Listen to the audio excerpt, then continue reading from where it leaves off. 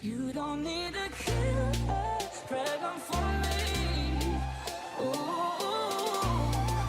I don't need no fairy tale. Yeah, I'm But I still will say, that video, to be honest. on a completely different topic, Randy, thank you for running a great campaign thus far. Oh well, thanks. I will be eager to murder my remaining players today, and then after that we will have a Q&A session about what could have happened and what all the stuff might have been, and then we'll start the new game immediately. Or Altus and Genra just like slink through and get the fuck out of this somehow, right? It is possible. It is possible. It is Okay. possible to survive. Should you do so and be in a situation or position that your character would want to continue or feasibly continue, because like it's possible to survive and be so nearly dead in a foreign land that you might as well be dead, and it's not worth another session of our time. Right. But it is entirely possible that you actually truly survive and escape in a way that you could recruit new party members and we continue. Okay, there we go. That's all I need. In such a scenario, our two dead players will play random water plane denizens for the day, and we'll see how that goes. Oh my god. So it really is another plane of existence. Oh yeah, you guys are literally in the plane of water. So I take it. Well, I mean that's an important hint, a meta hint. I guess they'll figure out anyway. They try if they escape this dungeon and try and use their sweet little necklaces. Yeah. Your necklace of teleport is not going to do shit for you. It is not plane shift. Oh man. Dope. All right. It's time. So last time, 2 weeks ago, things went south rapidly as the party planned to make their escape, make good on their exit from the Temple of Universal Understanding. They decided to explore a potential alternative exit through the collapsed water passage in favor of not tangling with the displacer beast, i.e. the giant kitty. Would that have likely killed us? Not us chance. two. Oh, the two of you? Yes, absolutely, you'd be dead. But the four of you, no, you guys could have handled the displacer beast. Oh yeah, I mean, if it was prowling and had a good chance to jump us, you wouldn't have just fucked us like that. I mean, probably. Not. Probably. But so us two fucked up. Oh no, yeah. In your the current portal state, is a better you got like what? Yeah, I mean, realistically, with Kosher dead, you guys should have just taken it there, grieved in place, and tried to rest. Before we jumped in, yes. Before you jumped in or did anything else, because the two of you could probably handle a displacer beast at full strength. I don't think Genra knew that he was dead, though. Right. You know, Yeah, like, yeah. there was so much going on, and that's why she No. Kosher turned to ash. He was 100% dead. You're not sure that James is dead. Right. And Ugla was going to try and toss Lycus through the portal and you jump did. in. You dragged Lycus through the portal. Right. See if there was anything on the other side that could save him somehow through some ancient magical who fucking knows. Right. So he was going to do that. But yeah, well, actually, Genra might not know that Kosher's dead, right? Did she get into the portal before he ashed? I think that was the case. Maybe it is. Oh yeah, because you said you were running. You were fleeing combat. You were like, deuce out. Yeah, you said you told Dungeon to run, and you jumped into the water. That's right. So yeah, Genra doesn't actually know that Kosher's dead. That Rezek died. But one of you is definitely sure. I think both of you are sure that James is dead. I know at least one of you checked him. Yes. I mean, I tried to heal him and it didn't bring him. You tried to heal him too, yeah. So you both definitely know, and you dragged him through the portal in hopes of a miracle. Yeah, if lay on hands doesn't work, then yeah, Ugla's very sure that you're gone. Okay. So, as things went south, let's back up in the recap. The party was attempting to leave. They decided to explore the water passage rather than tangling with the displacer beast. In doing so, they explored the route. They almost did not go all the way in until a couple of like come ons happened. They at least wanted to look around because Ugla, the first one in the room, was like, "There's nothing here. Let's go the other way." But some of the others wanted to check it out. So it was by this time, unbeknownst to the rest of the party, that Kosher Rezik had already become the Hellhound for what would inevitably be his final time, as the cursed cloak trapped him in that form. Later, as they decided, or they got into the room, and James's character, whose name I can't remember, Lycus, with his magical special star vision, told them that the room was in fact a portal, as opposed to just a small whirlpool of water, and they said that they would explore this, but they wanted to rest first. So they rested in the side chamber that was only a little watery, and as the curse took hold of Rezik, he lost his sense of self and became a full hellhound, attacking the party in the night. He killed Lycus with his fire breath and bites, and then was killed by Ugla, as he barely managed to survive the hellhound's last attack. And then Genra, fleeing combat, dove into the portal, with Ugla not far behind, carrying Lycus's body. And his armor. And his armor, yes. Yeah. Sure. So, today we pick up the duo plus corpse traveling through the portal, with, let's say you pushed Lycus through the portal, so you're not holding him anymore. He just travels as a ragdoll body. And you've got your bundled armor in your hand. Okay. So, you hop in the portal, you travel, things go all sorts of wibbly wobbly. Wayne's World reference for anyone. Yeah, who's we old hear enough. Mike Myers making those noises. That's right. Dana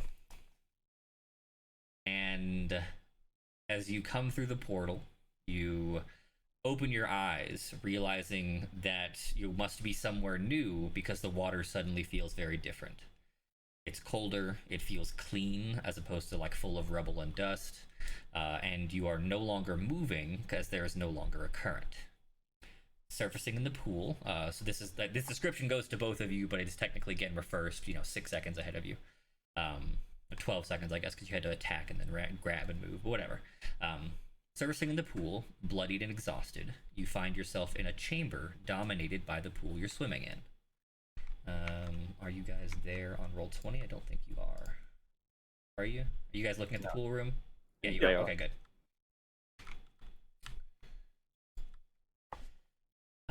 You find yourself in a chamber dominated by the pool you're swimming in. Surrounding it, you see 3 exits, 2 small and 1 large. The large is the double stair to the north. It goes to one direction.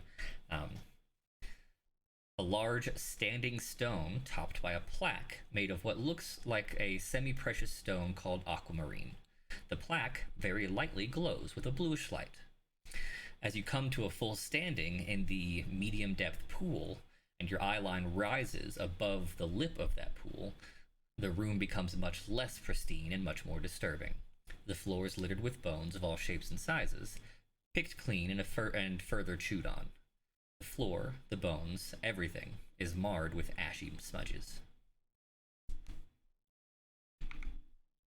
So, Genra, you come in first, 12 seconds ahead of Ugla. You've been traveling through a water-filled tunnel portal, so you have been holding your breath for a while. And of course, you were already, panting and trying to escape combat, so breathing heavily. So you come to burst from the surface, take all this in as you try and catch your breath, and then stand up and see the rest of the room. 12 seconds later, as you catch your breath, is there anything you want to do before Dungeon and the body arrive? Okay. I'm just gonna float around, try to catch my breath. You stand up. You're a little on the shorter side, so you're like maybe chest and above the water level, which gives you just enough to look over the lip, as it's a relatively tall pool. Ugla comes bursting through the portal himself, slightly taller than you. The body having floated into the pool and is on the ground because it's got no air in it. Well, has not had time to build air anyway. It's now just kind of sinking.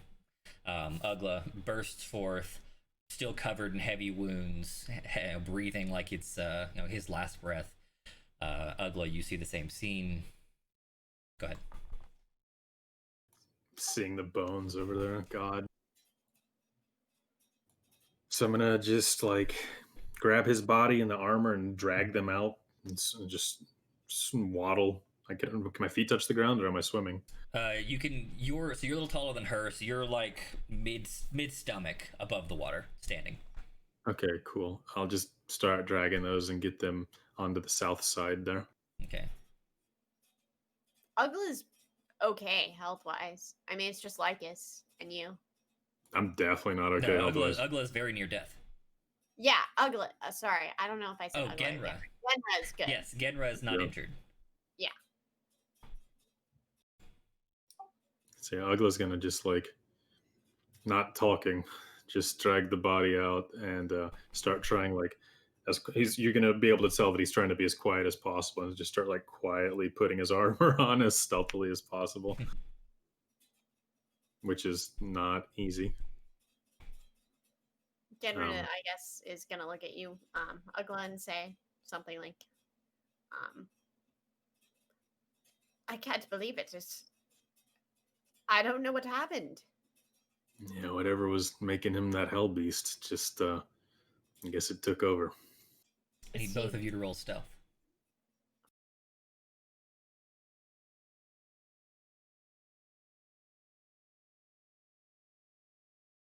Okay.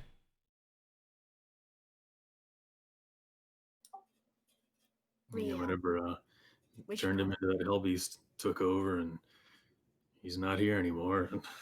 And neither's Lycus. Yes, I don't. Is Razik gone? Gone? Oh yeah. Ah, goodness. Okay. Ken, are you still in the pool? Yeah, I'm still floating down the edge, trying to talk to Ugla. Right.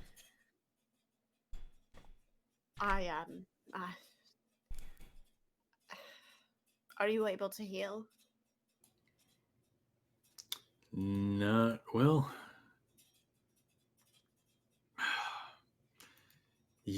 Yeah, but it won't do very much, and it would probably do more with putting it into my sword to hit something in the face and a desperation shot. I think we're going to face something much more dangerous here. So I feel like we need to figure out a way to find some sleepy hole or corner of this place to somehow get 8 hours of sleep in. I agree. And I don't know where we are or what any of this is or if that's going to be possible, but judging by these bones, it's going to be difficult. I know. I'm not sure if we should leave this room and try to get outside of it because the bones are here, or if outside of here is bad. I'm going to take Lycus's belongings and put them in the bag of holding. And then we get to just try and figure things out. Do you have any way of knowing or figuring out what's around us?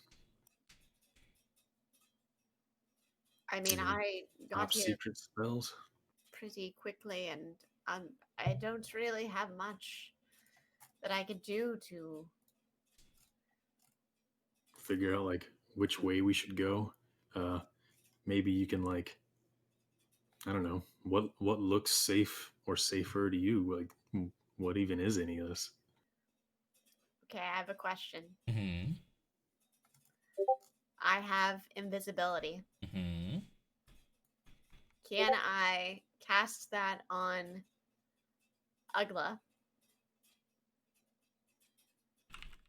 I can't. Yeah. Why? You can.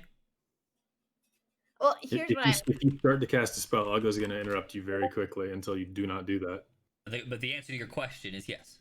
I could, yeah. Yes, the invisibility invisibility is a touch spell on any creature. It does. I know it takes like an hour to actually conjure, but No. It's an action to cast. It lasts for an hour. Concentration up to an hour. Correct. Got it. Okay. What Ugla is warning you about, and that you would remember in character, is his sword makes him not want to be casted upon. That makes sense. Fucking sword.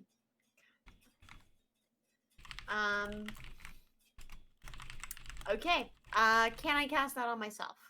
Absolutely. So I've never seen you use that. I don't know if you have it. Like, and I did just ask, do you have anything that can help you explore or figure out what's safe?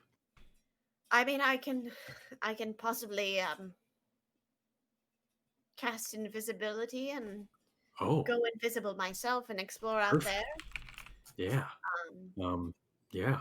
I'll just hide here in the corner, real stealthy with this dead body. Describe And this hiding to me, Ugla. I see that like statue on my left, right? It's a standing stone with a obviously magical plaque atop of it. Yeah. But it's like against a wall, right? It takes up the entire space in this southern quadrant. There's no passing by it. So if someone was approaching from the left, They wouldn't see I you. may be, yeah. And the So the pool is like 3.5 feet tall, so like sitting or laying, you're well hidden from sight. From even from like the north, only from the east would you be visible. Yeah, that's the gamble that I was gonna take. So I'm gonna squeeze up against this wall with poor Lycus, and um, wait a second. Can I put his body in the bag of holding so other people don't see it? Yes. You take the bag of Hmm. holding off of Lycus's corpse. And just I'm like, let me try something, and I just jam his corpse into the bag of holding. oh my goodness. Yeah, I mean, I don't want anybody find anything. Clearly, things get eaten here. Mm-hmm. Yes, yes. Then You I'll see put the that bag holding statue? in my backpack. That statue over there, Ugla. Do you What statue? I'm between wanting to You mean the one in the dispel. south that he's like right next to? Yes. Okay. So hold on. Let me interrupt as this sequence happens. Then. So Ugly, you climbed out as as quietly as possible. Like gently placed your armor bundle onto the ground, and as quietly as you could manage, fully armored up. You had leaned Lycus's body against this plaque, just out of habit, or propping it up because it's still a person to you. Then you have this conversation. You pull out the bag of holding, and you widen it up and kind of scoop him into it or something. More or less freeing up the space, and probably put the bag of holding on yourself. Now having freed that up, you make to nestle into your hiding spot. As your skin, or in this case feathers, touch the standing stone, Genra, you see the plaque begin to slowly illuminate. Do I have time to use dispel magic? It's slowly illuminating. If I use dispel magic, can I still go invisible as well? Do you have enough spell slots to do those things? I think so. Then that's up to you, not me. You can't do them at the same All right. time. Yeah, one after the other. Yeah. Okay. Yeah. I'm gonna notice this and use dispel magic on the statue. Okay. Do I notice it? No, because it's above you. You're sitting at the on the floor, or crouching rather. So, and the plaque is at level with the pool. What are you casting? So this is like short time frame. It's like, it's not a long cast time. So she sees it start to illuminate. You watch her immediately reach for she's verbal somatic actually. So you see her immediately start weaving her hands into the air and start speaking the language of magic. He says, "What are you casting?" Genra, do you stop to answer him? Okay. So we'll dispel first, then you can answer after.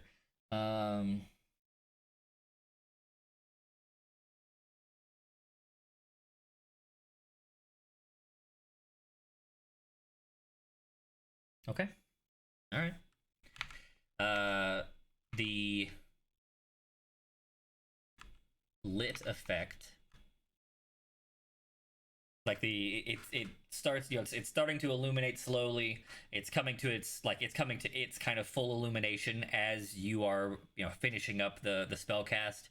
You see the image of a tall looking, tan skinned, deep blue sea kind of hues make like an illusory figure up above the plaque for just the briefest moments.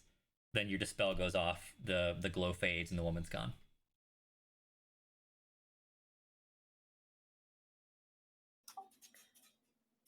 So after that whole thing happens, I'm just gonna look to Ugla and be like, I don't know if that did anything, but I had to try. mean, I naturally would have looked at what she was looking at and like stepped back and seen this, right? So you saw her casting the spell. And then like she's casting, you're probably in an alarm state, so you stand up looking for danger. And about probably all about that same time, you stand up, you're looking around, you're not seeing anything there, so you look at the plaque where her general view is focused, and you see it's glowing brighter than it was, and then you both see the lady up gone. Okay. Oh, I guess that's a magic stone. Maybe we shouldn't mess with that. I hope that was the creature that has devoured these others. And if it's not, we're out of luck. About 12 seconds later, the soft glow returns to the plaque. This bitch don't quit. I'm gonna start walking east. Okay. Trying to be quiet. I will maintain. Let you keep your stealth roll from before. Yeah. All right. So, you want to go try and east? get her. Yeah, I'm gonna try and go east and like Scooby Doo around that corner and just try and like watch what's happening with that pillar. The pillar doesn't do anything. It looks like it's triggered on touch, so it reactivated itself after a few seconds, but other than that, nothing happens. There's no lady up top again? No, because nobody's touching it. It reactivated to the soft glow, the first, what it was when you came into the room. Oh, but I didn't even know that. It might not have been you didn't. You just weren't listening. Might not have been magic at all, or is it definitely magic? Oh, it's definitely magic. Okay. Like you definitely like dispelled its activation of whatever was going to happen, but its continuous effect, or like if you think of it as a trap, it resets itself. It may or may not actually be a trap, but right. that's what happened. And so it just looks like a lamp again. Yes. Now it's just a softly glowing plaque or lamp. Right. Ugla dodges lamp. So you sneak around, keeping a stern eye on the lamp, and look into a barren chamber. It looks like at one point this chamber probably served a function, but now it is clean. Like you see like scrapes on the stone, or like markings on the wall where like dust or dirt has collected. Look for walls. There's just walls, yeah. So there could be something on the other side of this wall. Possibly. There could be something on the other side of any wall. Yes. That is the great mystery of walls. Indeed.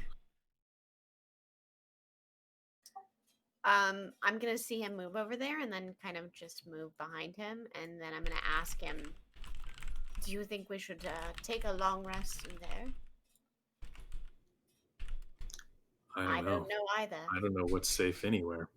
Nor do I. I mean, I could still go invisible, and perhaps I could see something outside of the staircase. If you can go invisible and go look around, that seems like a real good idea. How long does it last? It's an hour, right? Yes, 1 hour. Concentration? Yeah. So I have plenty of time to like go around pretty far and then come back. Okay. If you had an hour, yeah. Go for it. Scout around. See if you can find any dark corner or closet or something that we can sleep in. And I'll just be with you. I'll be hiding around this corner, I guess. Hopefully there's nothing. Oh, wait. Yeah. First thing, check out the other side of this wall. Yeah. And then, if it looks safe in there, then I'll hide in here. by check out the other side of the wall, do you mean like go outside of this area and try to circle around? The area of the room that I'm in. Just like go in the room and like look at it. Yeah, just take a peek around. I mean, like there's a left and a right. I don't really know where they go, but Okay. yeah, see if there's like not something on the other side of this wall that's just gonna kill me as soon as you walk away. Yeah. And then, okay. Okay. So you're casting invisibility. Yes. All right. You are successfully invisible. Now what? I'm gonna go into this room and look around. Okay. Make a brief circle. Everything I told Dungeon is still the same. This is a room that at one point served a purpose, but that purpose has been removed. Can I use investigate to check and see if there's any traps? You can. I mean, I've just walked through it, so I obviously like. Well, yeah, but if I didn't set anything off, I would let you say can I have investigated it when I was walking through. Okay. Now, I will let you retcon that with the caveat that investigation is not a quick activity. Investigation typically takes somewhere in the range of 1 to 20 minutes. So, if there is a floor trap that would have been set off by my weight, then it would have gone off by now. So I can at least say that there's no, where I walked, which I'm assuming, You this made a isn't the circuit, yeah. Yeah. Yeah. It's probably safe. Okay. Okay. I'm gonna go back outside. I'm just gonna, whisper to Ugla, I didn't find anything. So it seems okay. And then I'm gonna tell him, I'm gonna try to go outside of this area up through the stairs and see what's on the other side of the stairs. Okay, yeah, go take a good look around anywhere that you can if you get an hour. Like I said, just you're our only shot here. Try and find somewhere safe for us to rest, and I'm going to be hiding around this corner. All right. So she's going to go up the stairs and try to be very Ugla, place yourself where you're hiding. What'd you say? Ugla, place yourself where you are hiding. Be right there and just try and listen. Okay. For anything that happens. Make a perception check. Me? Ugla. So this will be your standing perception for anything that happens outside of your room. 6. Excellent. Usual perception from yes, Ugla, yeah. as is tradition. All right. So, I'm Gamera. gonna look through Lycus's stuff. Okay. And within the bag vaulting, and see if he had any sort of healing tinctures or ointment or anything like that. Lycus, do you have any items of relevance? Yeah. Let me look. Okay. Genra, you are sneaking up the stairs on that standing stealth of 11. You slowly ascend on high alert, heavy with anxiety and fear, given that your 2 pals have just died, and you are still running from on nearly empty. You expose a huge chamber, inside of which is a massive pool that appears to be fed into by the pool from which you arrived, as well as several others. You see exits to the west and east and north, some of which you can see based on your location, some of which you can't. Expose a little more of this. The room, this bridge and the pieces it connects, those are raised areas. Those would be taller platforms. Then there's a set of stairs to the north, as well as another side chamber that from your position appears to be empty. Alright, so you can see these things, not including the creatures, of course. You see all this stuff. The room is beautiful. It is crystal clear, pristine and clean, except for the obvious, very steady or set walking trail of these 2 enormous, monstrous fire creatures. They slither on long, snake-like tails, sinuous coils, and jagged spines of fire. even from here, you can see that the body itself is intensely hot as waves of heat waft away from them as they move. Should they, on the occasion they're walking towards you, you see these like deep set black onyx eyes and a long, kind of more bird-like looking face. Each carries a long spear, and let's see, I think that's the only visible weaponry. Oh, and their tail looks particularly wicked as well.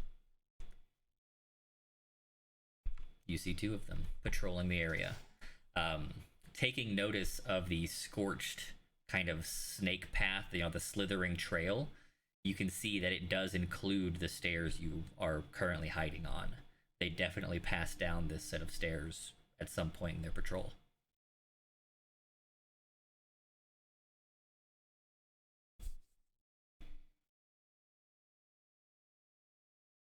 So, can I assume that since we know this is another plane, Mhm.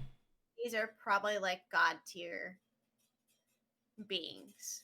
Like, they have to be like, somewhat powerful, basically. If Genra would like to assume that, she can choose to assume whatever she wants. You, as Genra, can roll a disadvantaged Arcana check. Okay, maybe I will. Because your knowledge of external planes is extremely limited in the Humblewood universe. For the 14, you are well aware that the external planes exist, especially the elemental planes. But the denizens, their habits, their motives, their power are completely foreign to you. Got it. I mean, it's you definitely know that there should not be big fire snakes in the middle of a water temple. Right. But other than that, you can be as scared as you feel fit. Okay, out of character. I'm definitely thinking like, and I don't know why I'm so worried about it, because it's like if we die, we die. But I'm like Lycus's body, perfect decoy, right? Okay. Toss it out there. Obviously, I understand like he's dead, he looks dead, right? But I don't know, maybe it buys us some time to like get past.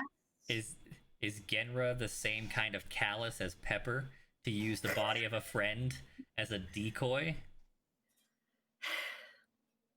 I don't know that Genra has a physical like she is more concerned about herself after the slight insanity that she's experienced. Mm-hmm. You wouldn't attack Demon Dog even after it killed one of us and was about to kill me because it was a teammate. True, very true. But that might not have been because Rezik is a friend, more so that it was probably gonna definitely get her killed because she doesn't have anything that could challenge like a fire dog, a hellhound. Mm-hmm. So I don't know. I don't think it's out of the realm of the possibility because like it's just the two of them. This is survivability at its finest. Like these are the last moments probably, and like if there's a tool they can use and it happens to be the body of one of their friends, like I don't know. Hey, this is the first time you've seen Ugla scared also. Like Ugla probably should be having a panic attack over there alone in that room. Yeah. His two friends having just died, him having to have killed one of them himself. His closest friend. Yeah, his closest friend, in fact, that he had to murder. And it is entirely believable that Genra and Ugla could be in that like full on shock survival mode. If you were to use Lycus's body as bait and somehow survive, I would definitely scar your character for having used a friend as bait. But I will still let you do that. Ugla wouldn't do it. I'm sure Ugla would not allow that anyway, but actually, I mean, here's the You can suggest it to him, but there's no way he would do that. Well, it's like you're also not invisible, right? So, like, I'm invisible. I could probably do this myself and it be even more convincing, but then I have to deal with, you being big Ugla out in the open, wounded. I don't know if these things can sense anything, you're probably bloodied. Who knows? I mean, if you can find like a safe spot for us to get to, and you do make note of these guards, and you come back and talk to Ugla, I mean, there's a decent chance that he'll be like, well, you can try to cast a spell on me. If I enrage and try to kill you, at least you'll be invisible and I won't know where you are.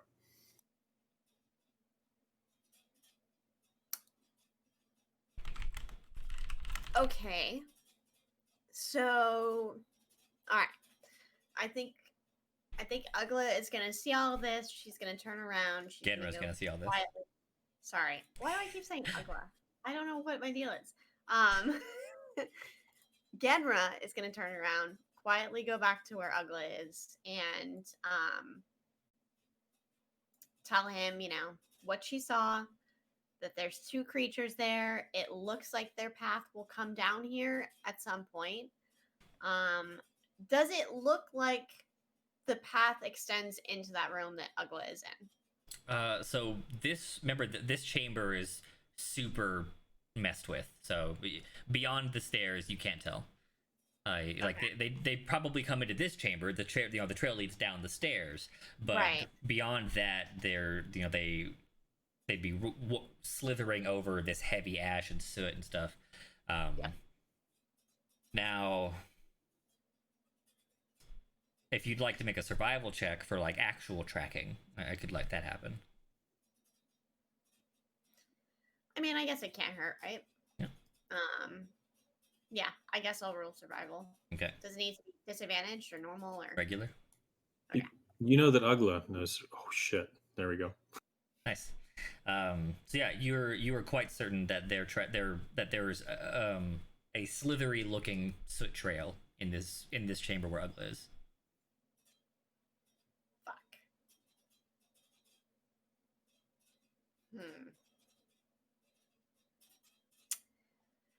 Okay.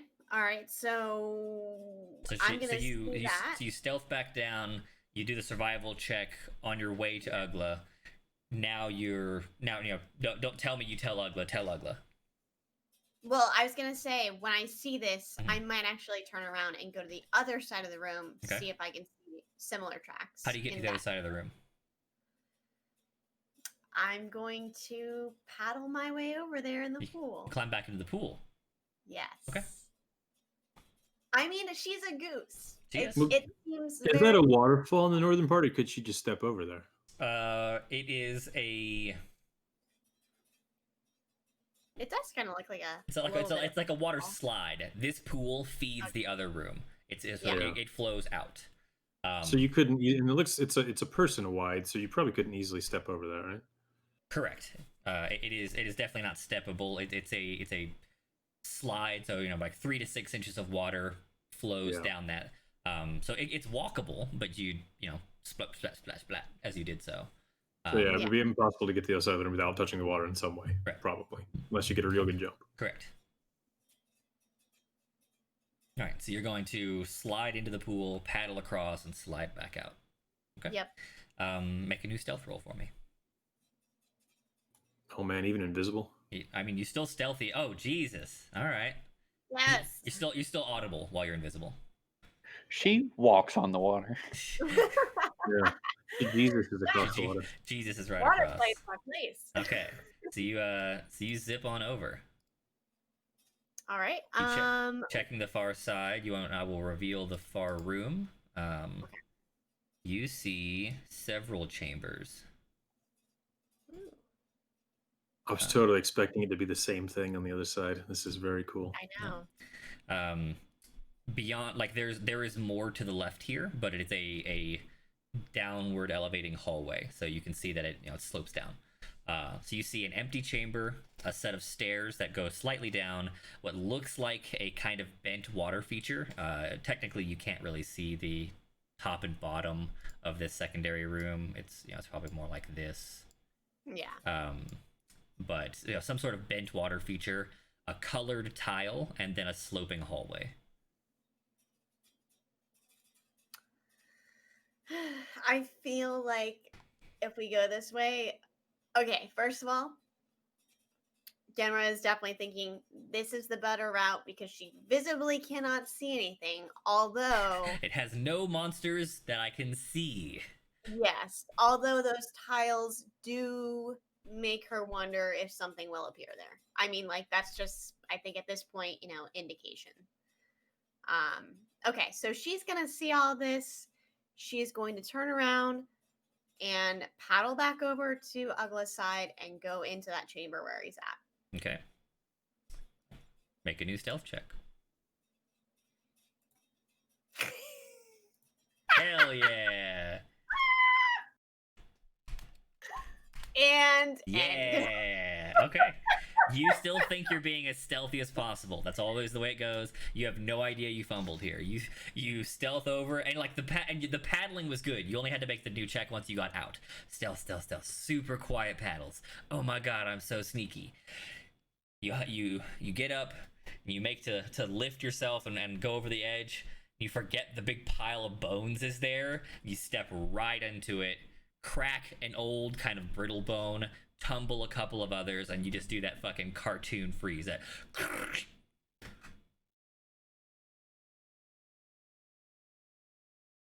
You hear Ugla sword scrape against the wall.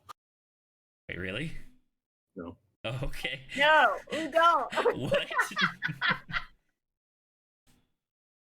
Okay, so you hear that. You freeze. Now what, Genra? I'm gonna keep going. No time to Get waste. towards Ugla? Yep. Okay, you head in towards Ugla. Who has his sword very tightly gripped in his hand and is ready. You did draw your weapon, Ugla? It was already out. Like I checked through what's his face's stuff, and then it was ready. He's in fucking freak out mode. Okay. So I'm still invisible. How much time do I have left in invisibility? You've met, like, at your slow creeping pace, you've probably gone 10 of your 60 minutes. You got 50 minutes left. Plenty of time. Yeah. All right, cool. Do I hear her approaching? You hear the cracking of bones. You have no idea if it's her, and she's invisible. He's ready So for action. yeah. So, I'm gonna announce myself quietly to him. Ugla, it's me. It's me. Don't hurt me. Okay. Very quickly, listen to what I have to say. We cannot go up those stairs because there are two creatures that look like they would absolutely kill us if they saw us. However, they will be coming down here into this very chamber at some point very soon, likely. So, That's the only way we can go. Was there anything on the other side? The other side of the chamber outside of this one, the other room on the other side of it, and it seems like that's our only option because there's nothing monster-wise down that path yet. I don't know if there's going to Was be that you that clanged those bones out there? probably. So we should You probably. think the guards you were talking to me about probably heard that? I'm sure they did. Okay. So we should probably move quickly. So the room on the other side. I want you to cast invisibility on me and then get to that other room as quickly as possible, just in case me and my sword try to kill you. Okay, this is a question I have outside of character. Can I do that? Can I cast invisibility again on Ugla? Concentration based? It is concentration, so you could not cast it on both of you, if that's what you mean. Yeah, so then That's what Genra I explains heard the way invisibility works to Ugla, and Ugla goes, oh shit, okay then.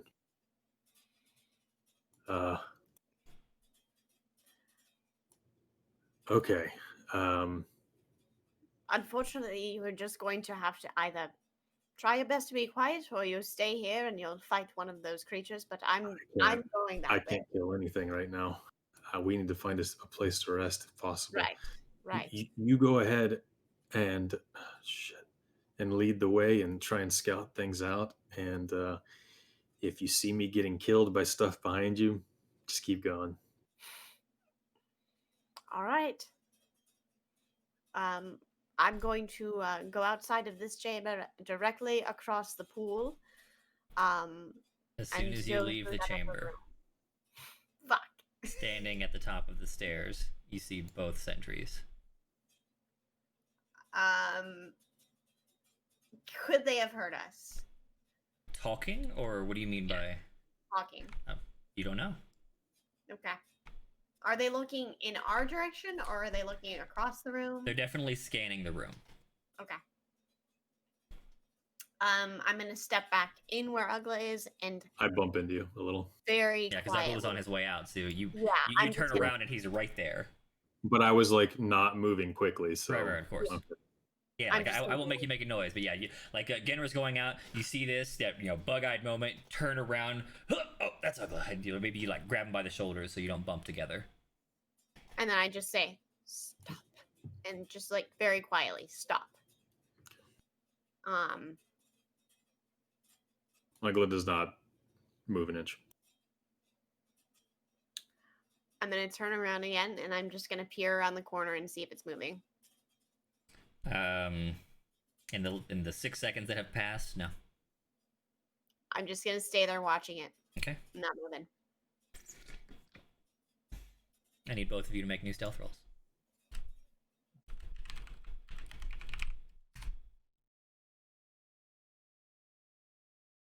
Okay. The left one turns to leave and is slithering out of sight as he's up the stairs. Get rid of him. The right one, like you looked back, you whispered to Ugla, you turned back to watch him, and he is looking right at you. He I stay there. slithers down the stairs, but stops like at the base of the staircase. Does Ugla hear that movement? Yeah, he's not being quiet. He doesn't care if you know where he is. So Ugla, you hear a slithering sound, but nothing else.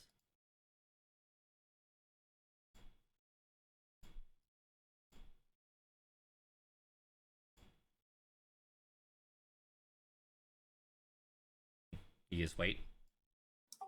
Yep, I'm not moving. Okay. He slithers into the room. Hearing it approaching, I'm going to attempt to sidle up against the wall and get out of the line of sight of the doorway. Yep. I'm going to very carefully begin to back up, but I don't want to do it so quickly that I lose sight of him. I'm assuming he's going to come this way, probably check in this chamber, so I just want to back up, as far as I need to without losing sight. Okay, so like as he's slithering forward, you're going to back up so that you remain just the edge of vision. Yeah. Okay. As the two of you start to move, especially as Ugla tries to get back into the chamber, he goes from curious and wary to spear at the ready. He hears something. I continue to do the same thing I was doing. Okay. You slide you're fully in the chamber as he comes round to the corner. He's taking his time, and he kind of glances around the corner quickly, staring directly at your invisible self. Mm-hmm. Ugla, you are around the corner but otherwise haven't moved. What are you doing? You have no idea where she is or him. You just know that you hear the sound of slithering closer, and you think you hear the sound of Genra's goose footsteps in your relative area.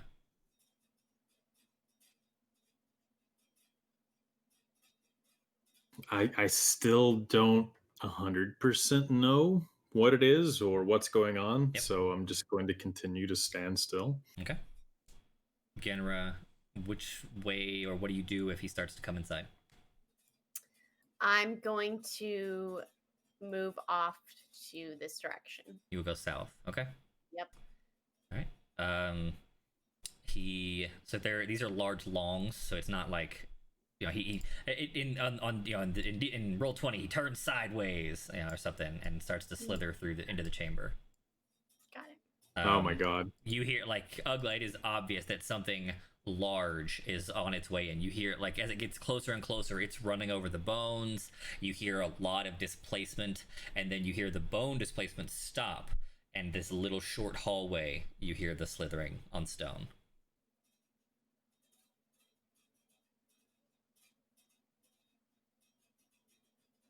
All right.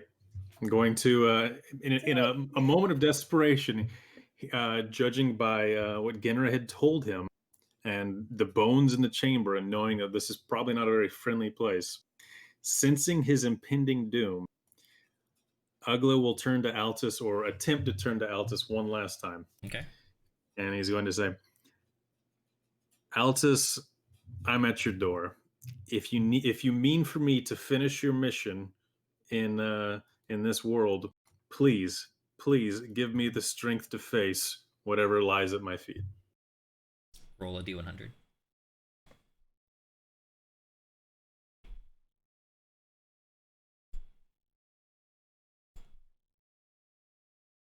Okay. I will type to you what you feel in response.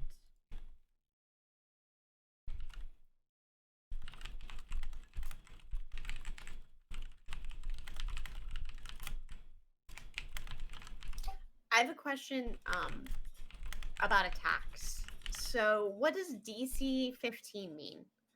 DC 15 is a difficulty class 15, and that's something that I would roll to defeat whatever you're trying to do. So if you rolled a spell attack and it had a DC 15 charisma save, I make a charisma save hoping to get a 15 or higher.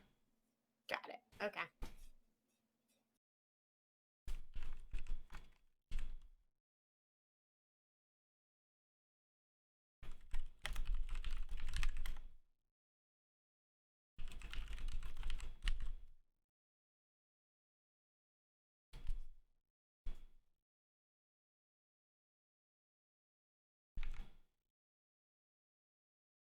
Okay. Okay, so that's what you feel. Now this is like it is obvious this is coming in. I will give both of you the opportunity to take one action, be it ready an attack, ready a spell, hide further into the room, anything you like. Ugla doesn't feel like he can fight anything. He feels very fucked up. The message that he gets got from Altus, or what would have normally been Altus in the situation, doesn't fill him with hope. Yeah. So he's going to take one step back, drop his sword, and take off his glove and hold up his black hand like that. Okay. Genra. Genra is going to ready her feeding dagger. Okay. So how big is this creature compared to her? Twice your size. Okay. If she used her wings to leap at it, could she potentially, I don't know, like stab it in the throat or in the chest, from behind? Do you want to make like a called shot kind of attack, just hoping for some Hail Mary damage? Exactly. I would let you attempt that. It's not really one of the rules in D&D anymore, but I don't mind. Okay. I mean, this is like a last. Yeah, that's a last request kind of thing. Yep. So. Okay. The large fiery snake slithers into the room, immediately spotting Ugla, having no idea that Genra is there, and raises its spear to attack. Genra. Oh, even with Ugla going like this. Genra, go ahead and take your action. All right. I probably fucked this, so. Oh no, this is this was always going to happen unless you went left, especially with a 9. Oh god, it's so sad. Genra, in her heightened anxiety, attempts to a Hail Mary attempt. She leaps into the air, beating her wings, and comes to stab onto this creature. He turns around and it just turns towards Ugla right at the wrong moment. She skitters the dagger against its scales and just kind of lands on the ground ineffectually. But he still can't see me.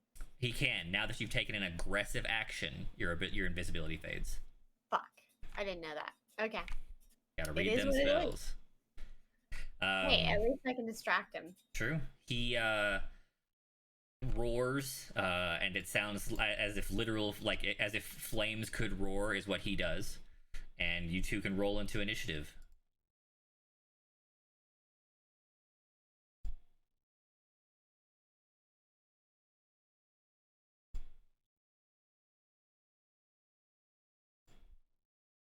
Let's see if you can magically roll infinite 20s and me all ones. Hey, at least I have armor and my shield and shit this time. True, but your sword's on the ground. No, I didn't drop it. It's floating. Floating. Yeah, you gave us the magical, like, your weapons and shield float when you're not using them, so you can just grab them. When? I love this attempt to convince Randy. I did? Yeah, Did I really? yeah. You said that's how we swap weapons. I feel like that's not a thing that I would have ever said. Really? You can definitely drop weapons as a You said free that there was like action. a magical leash on our weapons that keeps them floating beside us. That doesn't sound real at all. Man, I was doing things wrong the whole time. Yeah, because I mean, you can definitely drop your weapon as a free action and pull a new one as part of your move, but just like hot swapping for funsies is not a thing. Okay, I was under that impression. I I'm mean, sorry. I will let you have sheathed your sword, and so you can draw it as part of a move, as opposed to having to pick it up as an action. Okay. Okay. Let's go ahead and add Salamander 2 since he'll be here soon. So, does that mean that I would have to use an action to draw a sword? No, you will use your move, which you don't really need anyway. Okay, cool. Thanks, man. I will not attempt to rely on something like that in the future. I mean, like because there are like magical effects, and there are things that make that No. happen. That makes it was a weird conversation I guess we'd had a long time ago that I completely misunderstood. All right, Salamander initiative is base, so they roll +2s. 18. Oh my god. All right, you are barely before Salamander 1, and Salamander 2, who's not there yet anyway, is last. Okay. All right, Ugla, you are burnt hand up, facing down this giant fire snake with a spear. That looked like it was just going to try and put the spear through my It is face. absolutely leveling the spear to stab directly through your face. Okay, so yeah. Any sort of burnt hand credibility evidently isn't a thing here. Yeah, like he was hoping. So yeah, he'll pull out his sword and try and wait. No, I think he's got one level 1 spell to use here. Use a choice of a spell or a smite.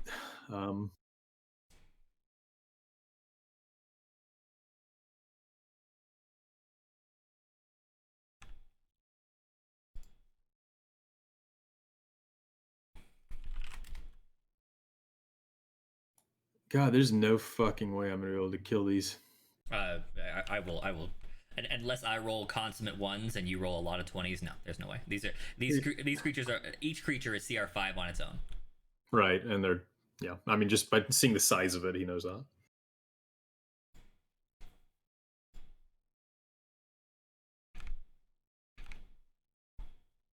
Okay. Ugla will attempt to wrathful smite this creature to get it to get out of the hallway so he can run across the fucking room. Okay. So you cast Wrathful Smite, hoping to frighten the creature. Yeah. Okay. Now And that's attempt to hit. Oh Lord. 21 hits. That's a good one. Cool. And then let's see. No resistances to anything like that. Yeah. Okay. So you cut deep. 12. Hey, and a 6 on top. 12 Cool. magical slashing damage, 18 or 6 psychic damage on top of that, and I make a Wisdom save versus what is your spell save DC? 15. 15? Mm. Damn, your spell save DC is high. Yeah, +3 charisma.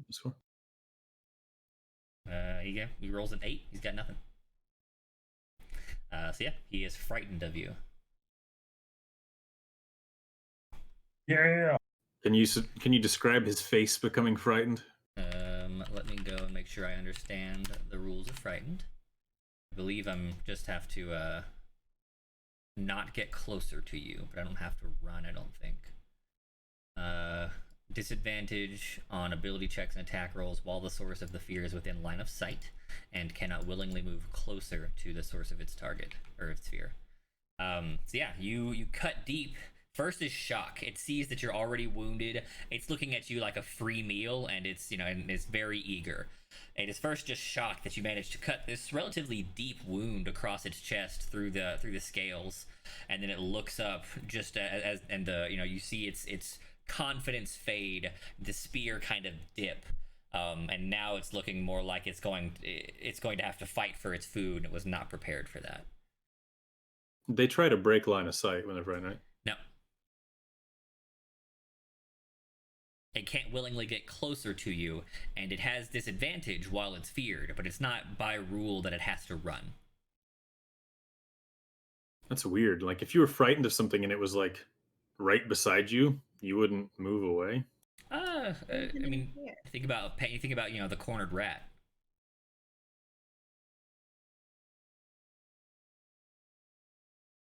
It's much more likely that it would attack Genra because it's afraid of you, but it doesn't need to run away. Especially because it's still confident that it is stronger. It's just afraid that you've put its on its back foot. It also knows that it's called for backup. All right. So, would you like to move? Oh, here we go. Has disadvantage on ability checks and attack rolls while it can see me. Right, so it can try and attack her, but it'll be so freaked out that it can see me that it might not be able to hit her as easily. Right. Yeah. If it attacks either of you, it will have disadvantage. Do you want to move? I had to use it. Hold on. To pull my you sword. To draw your weapon. Just a second. There's more. As you cut in with the body, or with the sword, the raw heat from its body burns you for 9.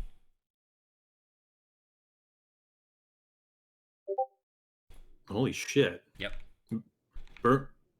My sword hits it, and it's got so much heat inside it that my hand all the way down there gets burnt for 9 damage. Any melee attack that strikes the body of the salamander takes fire damage.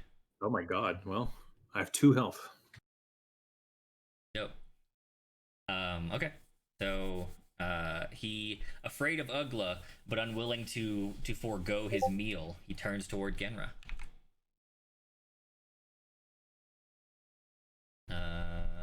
Should have thrown Lycus at him. Should have thrown Lycus at him. He's probably just hungry. Yeah.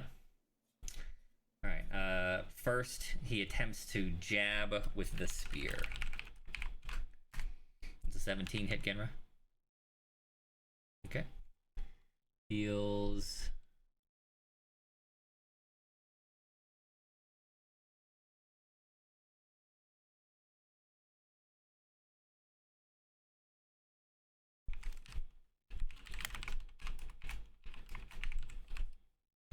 Right. Yep. 20 points as he jabs deep into Genra's body and then charges the spear itself with its superheated body and its flames. How you looking, Genra? You alive? I'm alive. I have 8 health. Okay. He lashes out with his tail. 26 hit Genra. Genra is dead. That's not damage, but yeah. Could be a 1. Oh yes, Genra. Yeah, that It hits. Hey, no, actually, I think minimum damage kills him. I'm not dead yet. 22 points of tail damage. Yeah, like I said, Genra is she's knocked out. Okay. What is Genra's max HP? 33. Okay, so yeah, just unconscious. All right. Yeah, the spear directly into Genra's chest, and then the tail whipping around to lacerate the back, and she falls to the ground unconscious. Genra, roll death save, please.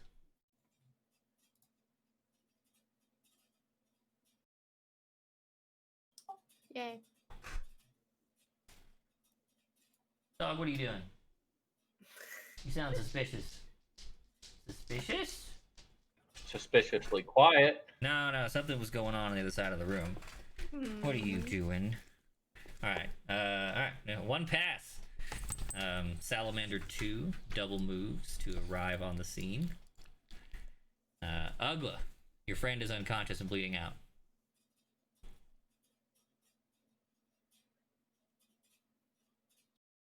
Ugla has 2 health. Does he see the other one come up? No, it'd be around two hard corners for you. Does he hear it come up? Probably not in the heat of battle, no. All right. So, given what's about to happen, we're gonna say he heard him come up somehow. Sure, why not? Sensing that even greater danger lies behind the current danger, and seeing his friend die, Ugla knows that things are fucking done. He's just desperately trying to grasp at anything, feeling Altus has abandoned him. Mm-hmm. Nothing is left. The mission is over. It's all fucked. And knowing that this is the end, looking at this frightened creature in front of him, Ugla is going to pull out the wand of Smiles for Miles. Okay. And attempt to give this creature a boner as one last act of defiance. All right, defiant. Smiles for Miles. What is the save that I have to make? I don't even remember. I just have an item in my inventory called Wand of Smiles for Miles. All right, I think he's got +0 to all of his int saves anyway. Let's just roll a d20. Let's say he's got a boner. Oh my god. You see, so describe what happens. You see a protrusion from one of the lower scales as he looks both surprised and now frightened and then angry at being forced in this shameful state, both fear and horny, and then one of the two of them kills you. Oh, I don't know. So this one's frightened. He can't attack me, and he's blocking the hallway. He can't attack you. Oh, he's just disadvantaged, right? Yeah. All right. Yes. Would you like me to roll?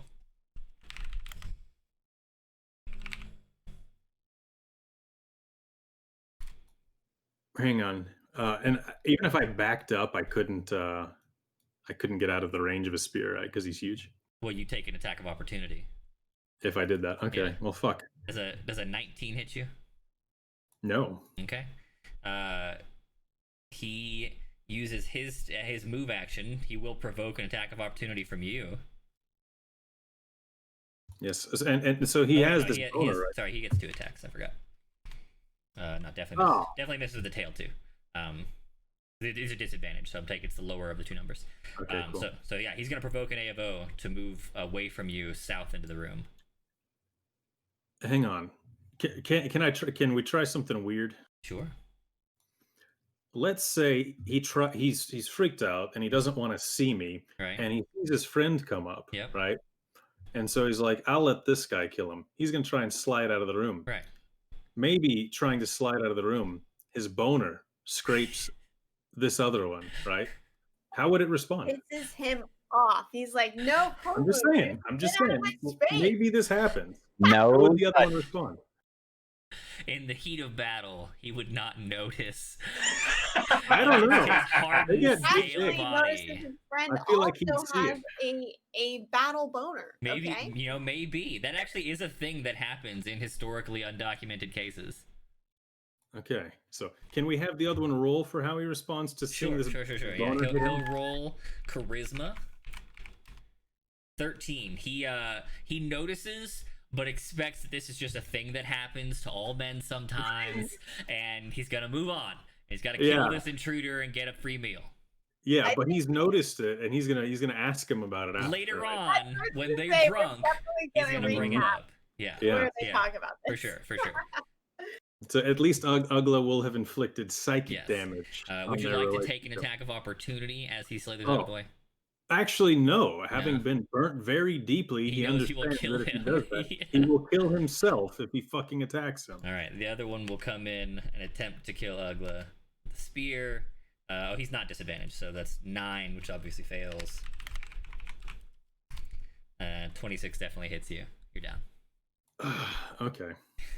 Ugla getting hit by the tail, rapidly flying backwards in his last moment of mental clarity before he hits the wall and blacks out for one last time, smiles, knowing that he at least he went out giving that creature a boner. That he gave him a boner. He embarrassed him for life. Yes. And then he, His small petty vengeance before his abandoned death. indeed, finds himself unconscious upon the ground. Oh, also, he's real pissed at Altus in those last moments, too. That's all right. Altus never existed in the first place. Oh my god. It was all in his head the whole time. It was. Well, it was in someone's head anyway. He was a better person for talking to that non-existent entity. I'll say that. A better bird person. A better bald folk.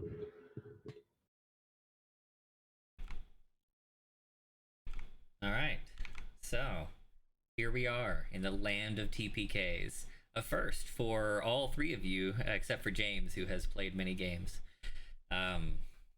The first death, I believe, for all three of you, in fact. I don't think I ever killed either of your characters before. You didn't press the button, Pepper. You're not talking to us at the moment. I said, yeah, you didn't get a chance because babies. That's right. Okay, cool. We did it. Campaign over. Congratulations. Nice work. That was cool. You successfully failed. Yay! It was a good story. I Successfully. enjoyed it. Yeah, I'm glad. I feel like Ugla did a lot of living there. He did. We will now hold a Q&A session where you can ask, as we will not be resuming this campaign with new characters, we'll be doing something completely different, so you're welcome to ask any and all questions you had about the campaign or the world or the plot. Who ran that creepy Carnival of Dreams? Just a random guy. Oh. That was, I mean, it seems like the teachers at the academy were super excited about it. Oh, they were, and it was like it's a plant from one of my favorite books, and a cool way to try and drag a little more character-based plot out of each of you. Did you see Silver's questions About disadvantage? Yes, I saw them. So the next question that I have actually is kind of more related to my character. Was what was supposed to be the power? Was it the Ashen? Oh, the power? What do you mean? Yeah, so I like the wish that I had was to have the power to be able to succeed, obviously. Yes, that is the Ashen count. This leads into a much broader question, but the Ashen count, should you find your way towards the end of the game, does grant you power in a certain facet or capacity to against or for the end game fight. Wow. It was like your wish unfortunately basically did nothing, as it was already the plan to slowly ash each of you up. Part of that problem, or the dichotomy that's created there, was that as most of you or all of you know now, as you gained Ashen count, for those of you watching Silver, each of their character sheets has a counter on it called Ashen, and it counts the number of black fingers or hands they have. And something that you didn't know but may have seen or intuited is that as their Ashen count grew, they began to forget major figures in their past. So several characters have forgotten quite a few people. I think only one of you has like one forgotten name at the moment. Yeah, that Lycus. Right. He's dead. He did.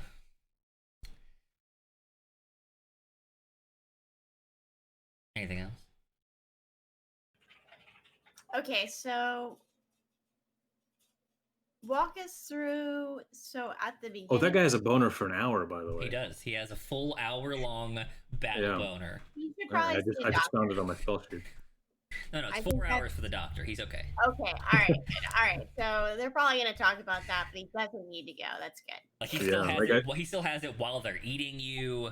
Like it is. Yeah. It's a weirdly long time. Yeah, the other guy is gonna be like, "Wow, you think you know a guy? This is some weird shit." People change, You know, stuff happens. I mean, there's not a lot going on down there. Maybe this was the time that it really hit him. I mean, maybe you guys don't know. Maybe they were lovers and they just take advantage. I don't know. True. Next time guard signups get posted, I'm not sure I want to go out with Harold again. He made it weird. Harold the boner snake. Yeah, that's true. That'll be Ugla's what is it? His last moment Although he didn't get killed by him, he killed by the other guy. Right. He bested Harold He psychologically. did. All right. Small victories. Yeah. Uh, Pepper, you had a question. Hold on. Yeah, so at the beginning of the game with like the mayor and stuff, like, was the mayor Pontus a good guy? Yes, Pontus was a good guy and was part of the long-term plot, as were all of the old party. They were also you. Dungeon was Pontus. Of course he was. Who was I? The ranger. Lily. Huh. Yeah, I get to be Lily. Okay, that makes sense. What about the one guy that had turned into that cat thing? I can't The remember. druid. Yeah, that's Rezek. Of course it was. Why did I not figure this fucking shit out? I don't know. The hints for that were never even brought up. You guys didn't Okay. explore that particular angle. How could we have discovered that? Yeah. If you had not followed the torch plot line in exactly the way you did, or in the obvious ways that were plausible, and like if you had not completed that journey and gone back with the torch, that would have led to the Pontus plotline. Like if you had failed and had to return, like limping or something like that, or just decided against it when things got a little weird, when you started discovering that the torch plotline was weird, if you just turned around, that would have led to Pontus. So maybe like an alternate reality version of our characters, or how does that work? Just the last campaign. So we've just forgotten who we are, and we're assuming different names. Like we're interacting with them though. So how are we interacting with ourselves? They're just your old character. What do you mean? I feel like we're in Call of Cthulhu. That is exactly the answer. We never Yeah. stopped playing Call of Cthulhu. Yeah, I kind of Oh, figured that's what it was. Like, okay. When you did the shadow diorama shit that you were explaining to James out there, Yep. I immediately thought about going out to the car and looking for drugs, and we were trying to get like pot out of the back of a car or something in that game. Yep. This was a throwback to the one-shot version of Call of Cthulhu. Yeah, that's I awesome. immediately thought about that, but then I'm like, that doesn't make any fucking sense. Why would he be bringing that up 4 months after it happened? That's why I was so disappointed in James's alternate theory was not his main theory. Yep. Because it was kind of one of those things where it's like so well shaded, but I was like, okay, what kind of mind game are you playing with me right now? Yep. So James had a scene at the portal, right? Where I pulled him out of the game and said, please type to me, DM me your theory about what's going on. And his primary theory was much more in character, in universe, like fire plane, blah blah blah. And he's like, but my alternate theory is we're still playing Call of Cthulhu. And I was like, God! And I was like, well, you have to pick one. You got to pick one, and he said main theory. Yep. So what would you have done with Lycus if he had picked that second theory? Lycus would have jumped into the portal, and James would have been out of the game. Yep. That's crazy. Unless you guys all followed suit, or something like that. Because what happens, and I said the same thing to Dungeon when he prayed to Altus just now. He rolled low, and he called upon the Dungeon Master. And the message I wrote to James or to Ugla was. He said, Altus, I feel like I'm trying to fulfill my mission, blah, blah, blah. The DM, the Dungeon Master, responded, my mission for you was accomplished the moment you forgot where you came from. You should have jumped in. Oh, it was even worse than that, because he said, if you intend for me to fulfill my mission, please grant me the strength to conquer whatever lies ahead. Right. And to hear back, oh, you already did that. It was fine. As soon as you forgot who you are, that's fine. I don't need you anymore. Yeah. Well. So my other questions then. Yes. So our characters just died. Yeah. Our characters just died in fucking Cthulhu. Yeah. Well, so that was the deal. So if you remember back in the one shot, his method of gaining power was to trap people in an alternate dimension and feed on like the loss of memory and time that occurs while they're there. And so as your old party, he brought you back, gave you a chance, tormented you some, and then put you back in on the same universe, giving you another chance to see yourselves and try and fight just to torture you more. The only two exits that I had put in or planned, one was at the end of James's backstory plotline, the Temple of Elemental Understanding, and two was actually at the actual end game. We were close. For what? Like we were at the temple? No, we were at the temple of Yeah, knowledge, you're in the temple. right? You were there. You were at James's point. Yeah. You guys elected not to take that exit ramp to the game. Had James jumped in, he would have left the game until the three of you caught up or died. Because what happens is you leave, you go back to Call of Cthulhu, you wake up at the table, and you get your one shot at fighting off the minor elder evil who's been torturing you all this time. Stuck at the table. Yep. So instead, it's just a couple more figurines in the fucking. Yep. You are just another foursome of full color pewter figures. Kosher, you weren't part of that. Kosher No, was not in the one shot, so a lot of this doesn't ring any bells for him. I would have been like, Damn I it. woke up at the table. What do you question mark? Yeah, I was never there. Yeah. Kosher was the pizza delivery man who got invited in to join in the game. He was the ice cream man driving the truck.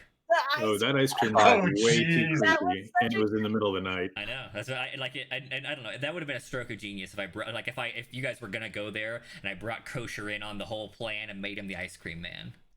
Oh my god. That is so wild. So me wanting to jump was You wanting to jump was actually correct. It was the most correct action to take. Alternatively, dropping the torches was the most deadly action to take. Would have been the most wrong.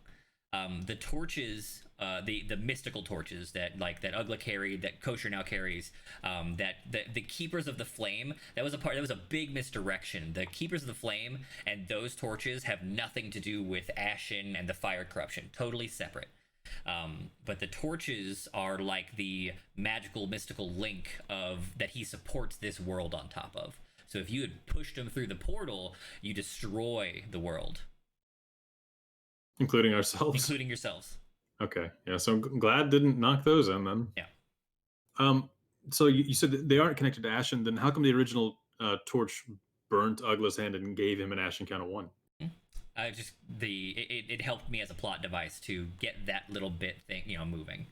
Right. That was more like Started the corruption. Yeah, that was more like I needed a means to start this plot device rolling, and this made sense at the time.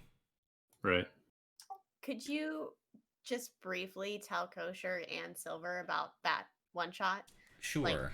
Let me try and summarize the cavalcade that of was fuckery. real weird. That was that 'Cause one that shot. was that was 2 meta levels there, and this is a 3rd meta level. Yeah. So the Call of Cthulhu one shot we ran lasted what, 2 sessions? 3 sessions? 3 or It was 4. I think. Yeah, I think it was 3. And they started out as like in like early 1900s America, in your yellow scale old timey movie kind of setting, tumbleweeds, dusty plains, traveling on the cross continental east west railroad path from that travels through Pennsylvania. And then taking a stagecoach out to somewhere. Right. So they received this there was this newspaper clipping that traveled the country offering a huge reward, which at that time was like $100, to travel to this, middle of nowhere Missouri or wherever and investigate this mysterious circumstance.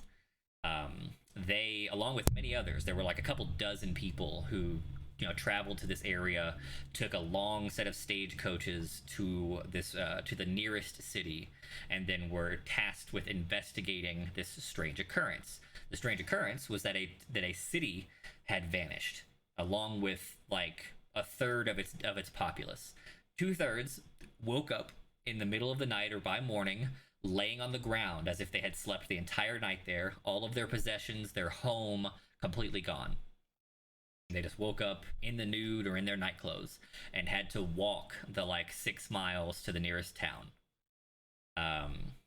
Well, wasn't there like a stampede of ghost horses through the town? Oh or yes, something? yes, and there was some sort of stampede of ghost horses, which was what woke them in the night, I think.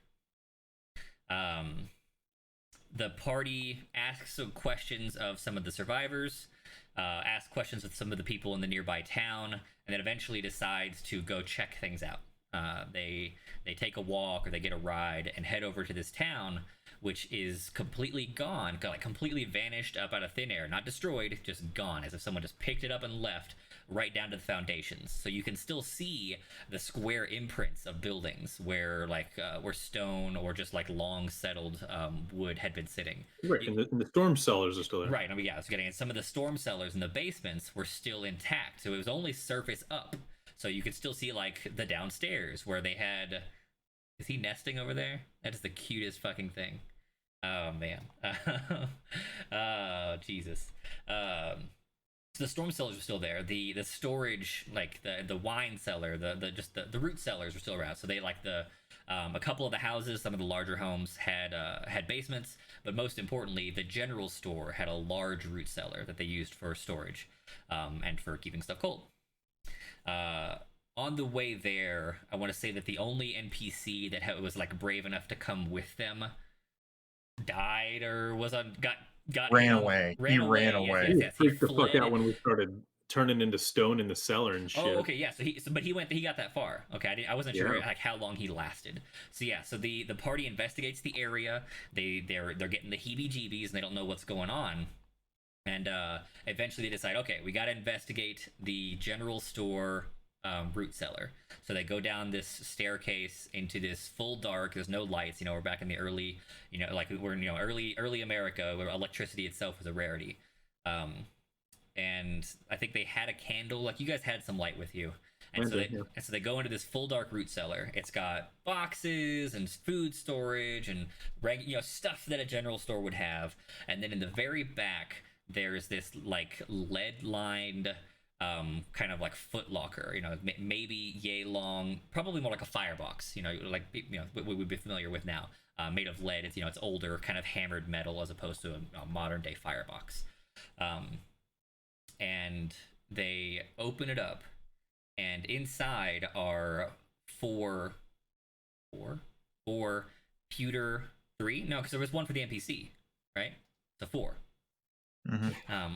Sorry, guy. Yeah, there are 4 pewter figurines that you'd find in Dungeons and Dragons. Now, of course, in this time, they had no idea what these were or why. To them, it would have looked at best like one of the old lead or tin soldiers. But these were pewter figurines, and they looked exactly like the players and the NPC. And as the freakiness mounted, they got a good long look. And it wasn't just they were good. I mean, they were down to the perfect detail. And on the way in, I had cut them. That's what that was part of the big freakiness. That at some point on the way in or around the room, they stumbled, they fell, they caught a nail.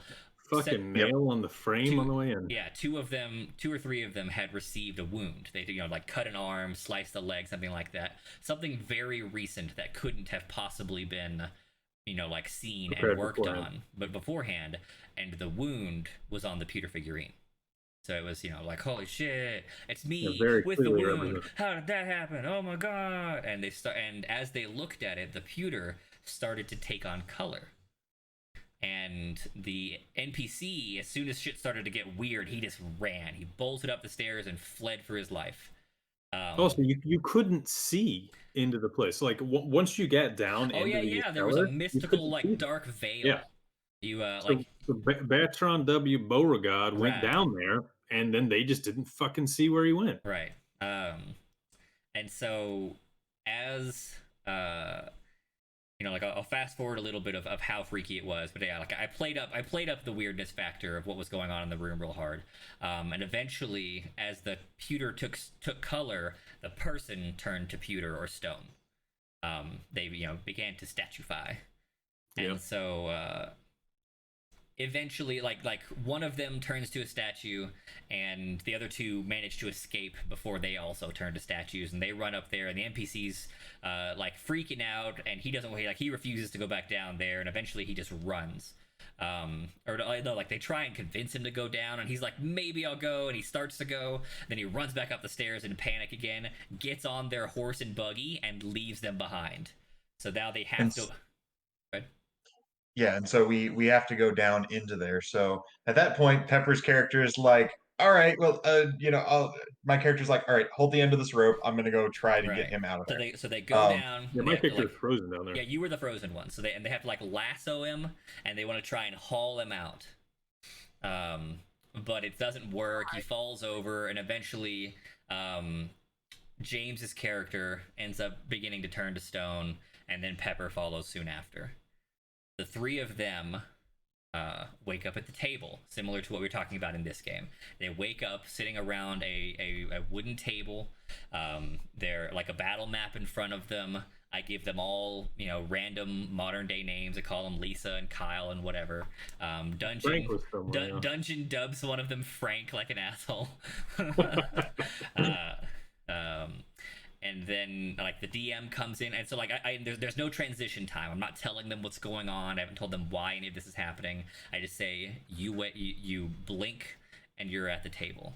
You're looking around. There's a battle map in front of you. You're like, you don't remember your old, or like you think that you were the old character.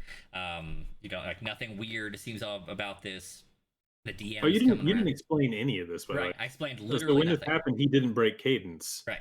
Like we're in this setting where we're in an old timey stagecoach and old west bullshit, and then it just as he finishes the sentence, he's like, "You wake up at a table.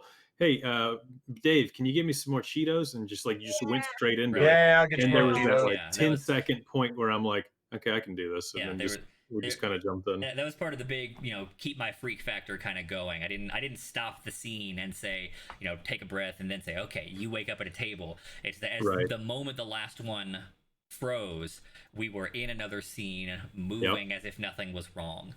Yeah. So it was, Dave, can you get me more Cheetos? Hey, do you want a beer? We went into this very normal sounding scene, but having not broken character and still very in the moment of how freaky the cellar was. And then, like the DM comes in, who is, is of course me in this scene. And then like things are weird. The three of them are still kind of reeling from how weird it's going. And then they hear the ice cream truck pulling up outside. And one of them wanted to go get some weed out of their car. And so one of you, I think James, was getting super suspicious and wanted to stay inside. And then No. I ended up going with. I was suspicious, but I ended up going with them out to the ice cream van. Right. But the more and more dissonant things were between the character as a shifting between this quote unquote real person and the character he was portraying in Call of Cthulhu. It was like he was just trying to drag people back across like this veil, and it was hilarious. And then it got more. It started to fall apart as the weirdness really set in. Like they went outside into the yard. No lights on in the neighborhood. Yeah, they went outside into the yard, but the entire street, aside from their home and their street light, was totally dark. Yeah. Nobody was outside. The ice cream truck pulls up out of nowhere, having stopped nowhere in the middle of the fucking night. And very creepy. Pepper is digging around in the trunk and the backseat of the car, trying to find. We're looking for weed. Dungeon goes to help her while James carries the ice cream inside. So he splits the party at that point and goes inside first. The other two come in a little later, and I don't know. I get fuzzy on the details here. It got real creepy. Yeah, I got real creepy. Oh, thanks, Yosh. And they sat back down at the table and started to experience the same thing. They looked over at the DM's cabinet of miniatures and saw minis of themselves, just like they had back in the Old West game, and watched as the minis of themselves gained. Oh, and I think I cut you. I did the same thing. I completed the freaky circle and gave you all Right. the exact same wounds that I've given you in the game. And then you spot the minis, they start to go color, and the three of you transition back into the world, as part of the game. Yeah. And then Bertrand W. Beauregard was like, no, you're wrong. Or no, it was he was trying so hard to convince you guys that we were in the game or weren't in the game. Right. Or... Because like one of you, I think Dungeon kind of remembered what happened, while one or both of the others were fully in character. Yeah, I And remember it arguing. was Pepper breaking stayed in games character brain to the think about it. entire time. Right. Yeah. That's basically where you made that the light show, I guess, come into play, or is The that shadow what- puppet. Yeah, the shadow puppet Correct. thing. Yeah, that's what the Okay. Shadow Puppet Theater was reliving the entirety of the major events of the Call of Cthulhu one shot. Yeah, but the meta events of the people like going to get the pot out of the back of the car, right? Yep. That was in I the Shadow So Puppets. I completely 100% recognized it, but I thought that was just so fucking insane Yep. and so far back that there was no fucking way that's what you were talking about there. Yep. Well, But it was. But it was. Damn it.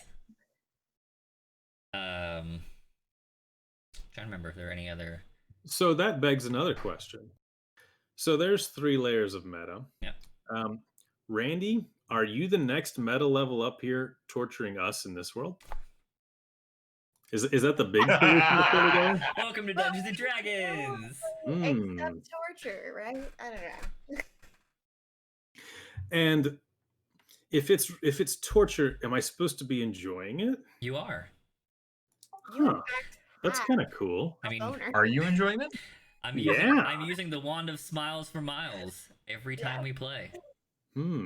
I mean, I've enjoyed literally every second of every D&D game I ever played with you. So if this is the torture element and this is what's supposed to be like brain fucking me in this world, I don't think you're doing a good job. I'm liking it way too much. It's like I give you, 10 units of joy, and I siphon one of them for my life force.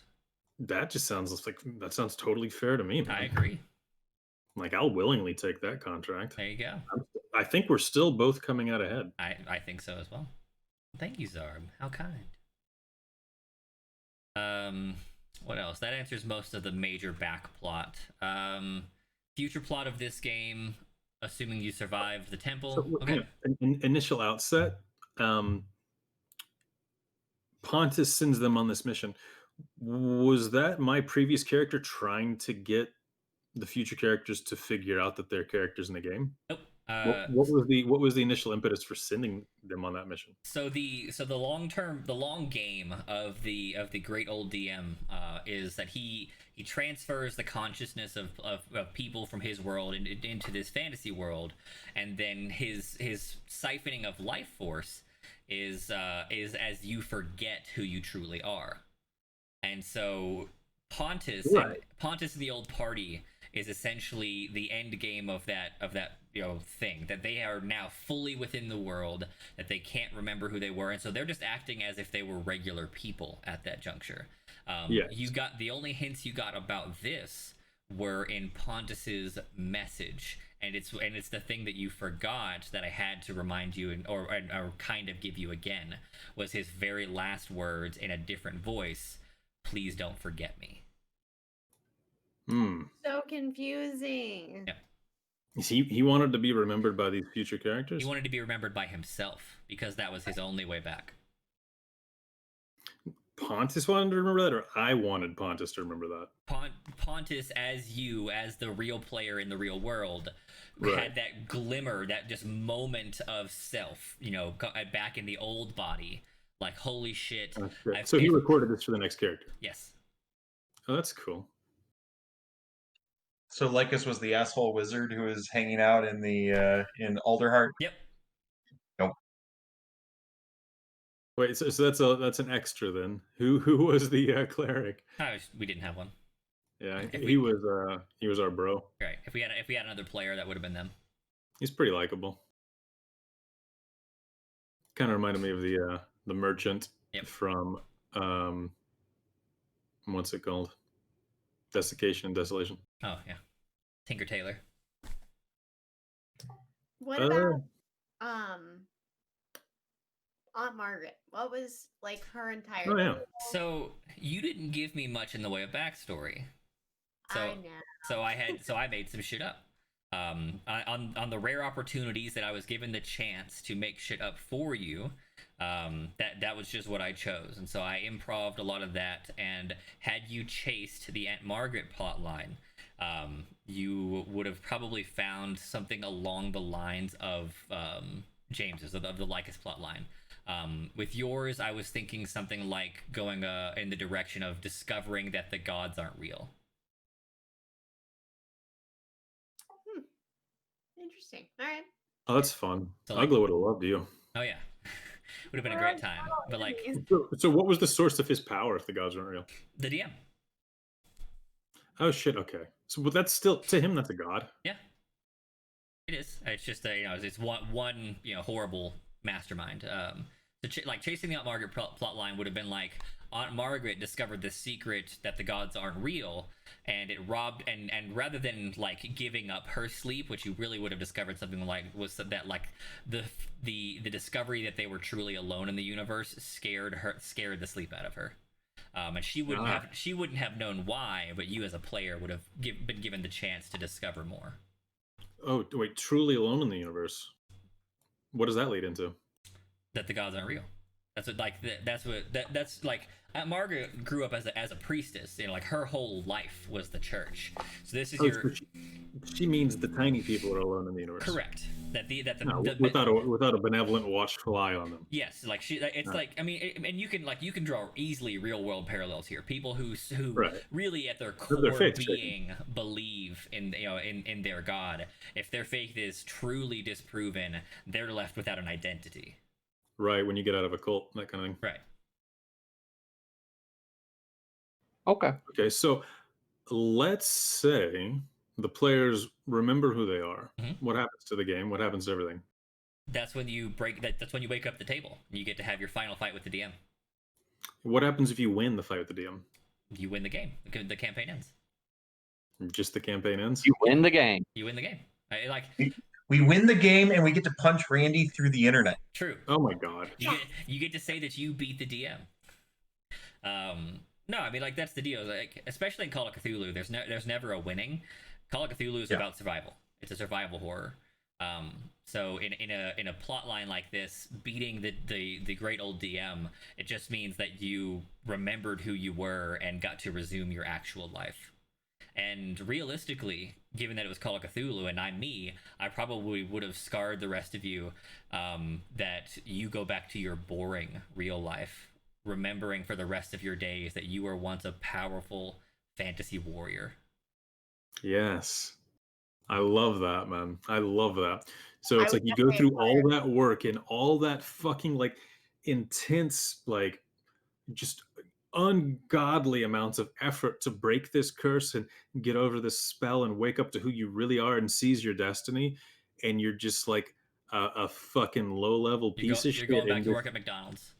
Or no, worse, you're in this terrible dystopian fucking nightmare and you had figured out a way to implant yourself into a better world. But there you go. You had to be real smart and break yourself out of You it. wake up in 2020. It can get so much worse. I'm thinking you wake up in like fucking 2542 and you're inside a fucking computer and you're all alone and you've got a beard 10 All right, we're in the feet long. Matrix now. All right. Worse. You're in a hell.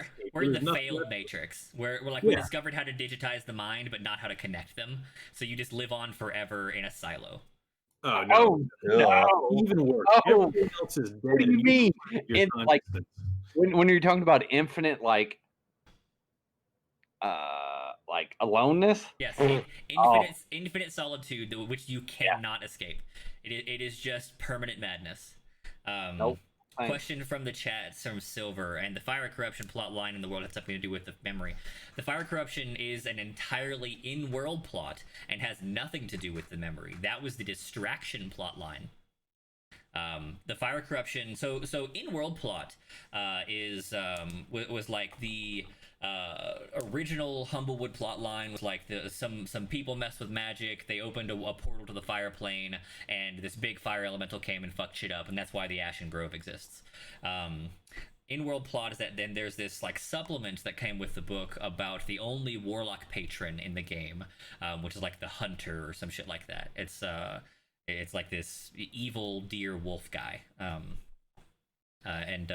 So like in world plot was like the hunter had had used the fire portal to start the fire corruption and was planning to take over the world in a bid to destroy Titan, who is his like mortal enemy, and then by assuming Titan's role as the god of death, he would then destroy Brea, the god of life, and control the world.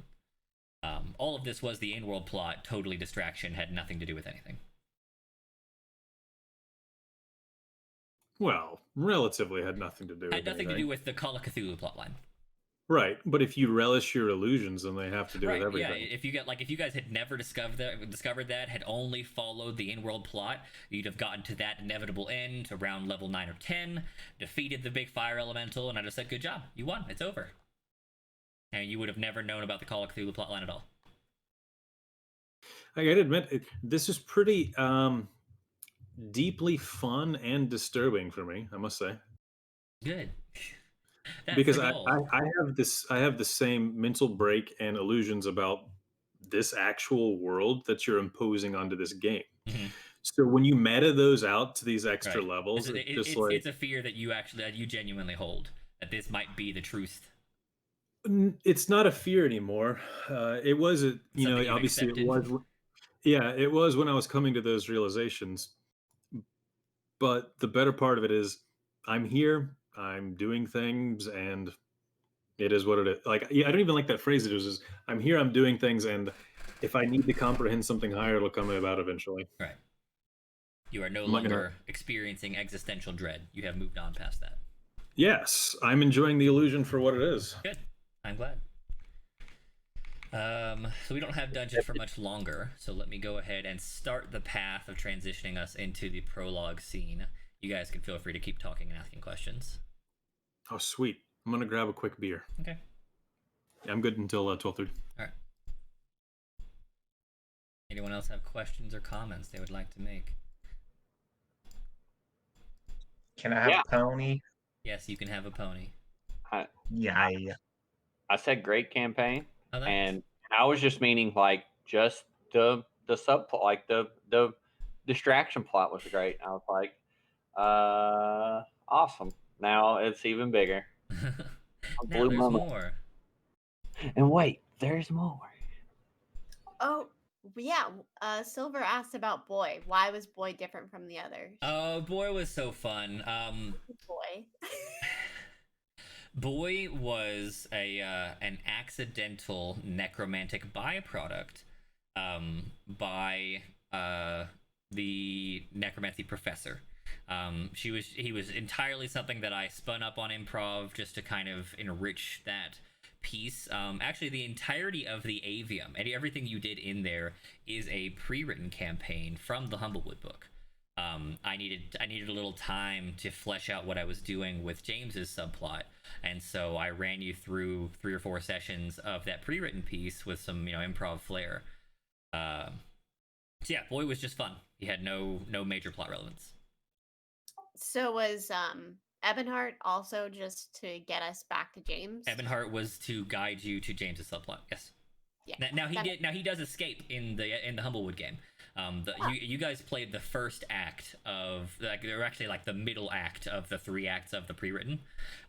He's supposed to escape back towards Alderheart, and then you guys are supposed to catch him, befriend him, and then he tells you about Borealis, that winter weapon I told you about very briefly. And then you can and then you might befriend him and he might assist you with the in-game endgame plot. But I didn't need him for that, so I just needed him to get you to James and then die, so that's what he did. Makes sense. Die for me. Yes. Now, but as far as that last dungeon, would we been able to probably breeze through it with all of us alive? Or I won't say breeze through it, but no, but you could. It was survivable with all of you. Had you gone left, you would have hit a very tough trap. That bendy water feature was a pretty hefty trap. And then the colored tile was a giveaway that traps were afoot. right. The colored tile was the misdirection. It was nothing. The water feature is the trap. That's cool. And then the exit is barred and requires a very noisy activity to like dismantle. So if you survive the trap, you still have to make it out somehow, making a lot of noise as you do so, risking, of course, the fire creatures. You don't need a kill.